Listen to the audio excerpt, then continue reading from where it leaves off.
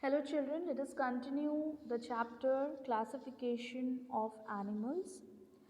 Today we'll start with the various type of classification regarding the characteristics we already studied, like vertebrates and invertebrates, how while seeing the organism, how we can keep them under different classes, how we can keep them under different phylums. We studied now by seeing the characteristics of the animals.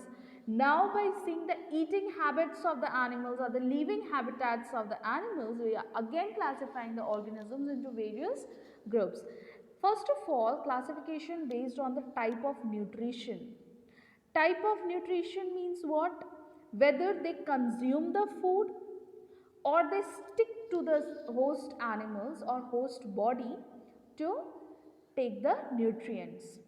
First, we'll be talking about holozoic animals. Holozoic animals, they consume plant or animal as a food, means as a whole they eat the plants and animals or the plant products and animal products. So, holozoic, that means they consume the plants or animals. They don't derive the nutrients from them. They eat the plants and animal as a whole. So, this holozoic is divided into three subgroups: carnivorous, herbivorous, omnivorous. So, already you know that carnivorous means what?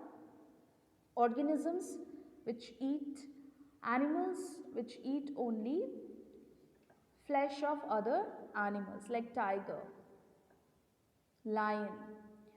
Herbivorous consists of animals which eat only plants like panda bear or rabbit, deer. Omnivorous, which eat both plants and animals like bear, I can take for example human being. Such type of animals comes under omnivorous. So holozoic divided into three groups: carnivorous, herbivorous and omnivorous. Now talking about parasitic animals. Parasitic animals live inside the body or on the body surface of the host animals and derive nutrients from them. So these parasitic animals, they do not eat the animals. They take the nutrients by sucking the blood or sucking the nutrients from other plants or animals. So such kind of organisms are named as parasitic animals. I can give the example like leech. Leech suck the blood to gain the nutrients from the host animal. They stick to the host animal and they start sucking the blood. Tapeworm.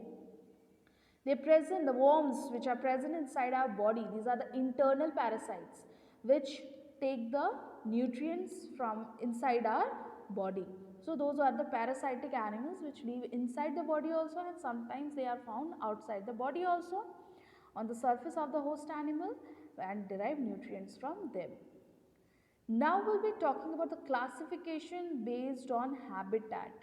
Classification based on habitat, regarding this, how they live, where they stay. Such kind of things we'll be studying in this thing.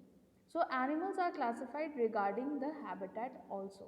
First is terrestrial, second is aquatic and third is arboreal. Terrestrial means what? The organism which live on land. Such kind of organisms are named as terrestrial, or such kind of habitat are named as terrestrial habitat. Aquatic, the organisms which stay in water. So there are various type of terrestrial region like forest area or grassland or simple desert area. So many type of terrestrial areas we can see. So all such type of organisms are again differentiated into various type of habitat where they stay. Aquatic can also be divided into various types like aquatic, like freshwater habitat or marine water habitat. So aquatic region also contains various groups. Then coming to arboreal. Arboreal means what? The organisms which stay on trees. Most of the time they spend on trees. So there are many organisms which spend their time on tall trees or uh, small trees or medium sized trees. So such kind of organisms are again they are differentiated accordingly where they stay. So these are the characteristics, these are the classification based on habitat. So this is how we classify the organism, classify the animals by seeing their characters, by seeing their eating habits, by seeing their living habitat.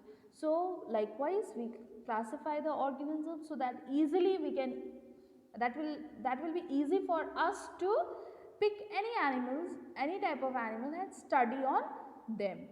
Okay, so hereby we have completed our chapter.